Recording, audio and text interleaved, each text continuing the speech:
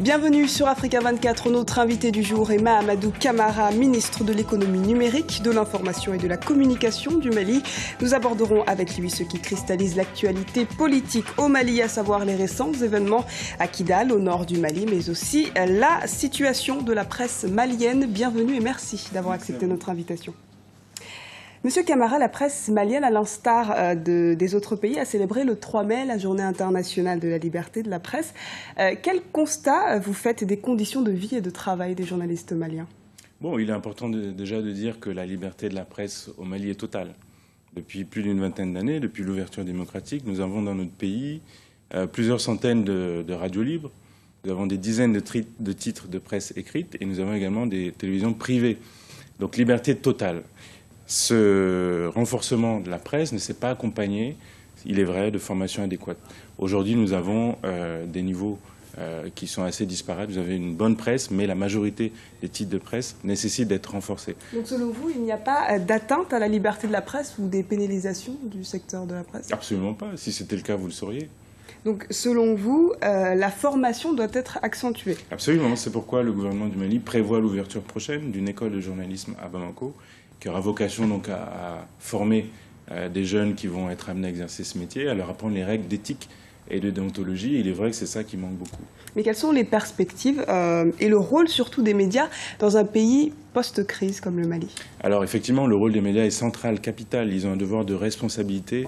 Ils sont aussi les relais des pouvoirs publics auprès de l'opinion nationale. Je pense notamment aux radios qui sont très écoutées dans notre pays. Leur rôle, c'est, en ce moment particulier, en ce moment difficile pour le Mali, d'appeler à la responsabilité. De faire... Pardonnez-moi, durant cette journée de la presse, le thème était la presse malienne engagée auprès de la paix et de la réconciliation nationale. Comment se sont engagés les acteurs du secteur dans le processus de réconciliation? Je pense qu'ils se sont engagés les uns et les autres dans leurs médias respectifs à valoriser les valeurs qui sont le fondement de notre culture malienne. J'entends la tolérance, le respect de l'autrui, quelle que soit son origine, quelle que soit sa couleur de peau. Aujourd'hui, les Maliens ont besoin de se retrouver. C'est pour cela qu'on parle de réconciliation nationale. Et je pense que les médias maliens ont compris leur rôle et sont pleinement engagés dans cette perspective-là. Et justement, ce qui polarise l'attention des Maliens, c'est la situation au nord du Mali. Il y a certains qui appellent à la démission du Premier ministre Moussa Mara. Vous leur répondez quoi? Je leur réponds que ce sont des discours de politiciens en mal de publicité. Aujourd'hui, nous sommes dans un moment difficile où l'ensemble de la nation doit se retrouver derrière ses autorités et derrière son armée nationale. Je pense que ceux qui profèrent ce genre de discours sont en train de perdre le peu de crédibilité qu'il leur restait. Est-ce que l'accord de cessez-le-feu est une solution?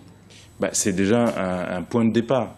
C'est un cessez-le-feu qui a été accepté par les autorités maliennes depuis déjà plusieurs jours, ensuite par les groupes armés sous l'impulsion du président mauritanien dont on salue l'initiative. Force est de constater que malheureusement ce cessez-le-feu n'est pas tout à fait respecté par ces groupes armés, puisqu'on nous dit qu'il y a eu des combats dans une localité du Nord Mali il y a quelques jours. Qu'est-ce qui a finalement motivé la reprise des combats? Pourquoi ils ont repris? Je pense qu'il y a eu cette mission du Premier ministre dans le Nord Mali, qui l'a conduit à Tombouctou, dans le nord du Mali. Il ne devait pas y aller? Il devait y aller, évidemment. Il est le Premier ministre d'un gouvernement légitime, d'un pays souverain. Par conséquent, il est amené à se déplacer partout sur l'ensemble du territoire. Gao, Tombouctou et Kidal. Malheureusement, nous avons constaté qu'une fois à Kidal, son convoi a été pris sous le feu du MNLA, des groupes armés alliés au MNLA, dont il est certain qu'il y a des éléments terroristes parmi eux. Est-ce que la visite n'a pas été assez préparée alors? La visite a été très bien préparée, le plus en amont possible.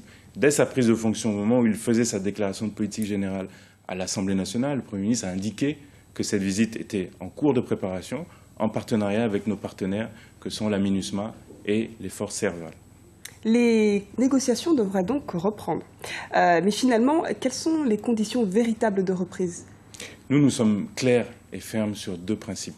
Le premier, c'est l'intégrité territoriale du Mali. Nous ne lâcherons pas un seul pouce du territoire. La souveraineté du Mali doit s'exercer sur l'ensemble du territoire, y compris Kidal. Deuxièmement, nous faisons une lutte, nous menons un combat contre le terrorisme. Il faut impérativement que les groupes armés qui sont là, présents sur le territoire, se dissocient des terroristes. Ça, c'est indispensable. Aujourd'hui, c'est un combat mondial qui dépasse le Mali. Faisons la lutte contre le terrorisme pour garantir la souveraineté du Mali. Mais qu'est-ce qui nous dit que, vous l'avez dit tout à l'heure, le cessez-le-feu n'a pas été respecté? Qu'est-ce qui nous prouve que maintenant, ça ne va pas être le cas dans les prochains jours? Nous comptons sur l'appui de la communauté internationale, sur l'ensemble des partenaires du Mali, l'ONU, les forces de la MINUSMA présentes sur le terrain, évidemment la France. Tous ces partenaires sont alliés du Mali. Il ne faut surtout pas penser qu'ils jouent contre nous. Nous sommes amis hier, amis aujourd'hui, amis demain. Donc c'est grâce à leurs efforts conjoints que j'espère nous réussirons à imposer de fait ce cessez-le-feu et aboutir à des négociations qui permettront d'aboutir à une solution durable définitive pour le nord du Mali. Monsieur Camara, vous parlez de l'aide à la communauté internationale. Peut-être faudrait-il parler du rôle de l'ancien Premier ministre Modibo Keïta, qui a pour mission finalement d'aboutir à un dialogue national entre les différents groupes. Quel va être son rôle, pardon? Son rôle, il est précisément le haut représentant du chef de l'État pour le dialogue intermalien. Nous savons qu'il y a des problèmes dans le nord du Mali, il y en a dans l'ensemble du pays, mais il est vrai que dans le nord du Mali, cela a cristallisé et entraîné certaines difficultés. Aujourd'hui, son rôle est de rassembler les uns les autres, de pouvoir discuter, échanger et bâtir une paix durable, définitive. Que l'on comprenne quels sont les problèmes et qu'on y apporte la solution qui y est de manière pacifique. Manière pacifique, est-ce que la lutte armée est une solution selon vous? La lutte armée est une solution lorsque les autres solutions ont échoué. Aujourd'hui, nous sommes clairement sur l'option du dialogue. Mais les négociations, pour l'instant, elles ne fonctionnent pas? Nous allons les faire fonctionner. C'est notre option, que le dialogue puisse aboutir à un accord de paix définitif, parce que nous savons quels sont les risques de la guerre et nous ne voulons plus de guerre dans notre pays. Merci beaucoup d'avoir répondu à nos questions, Monsieur Camara. Je rappelle que vous êtes ministre de l'économie numérique, de l'information et de la communication au Mali. Merci. C'était l'invité du jour. Merci de nous avoir suivis. Restez avec nous, l'actualité continue sur Africa 24.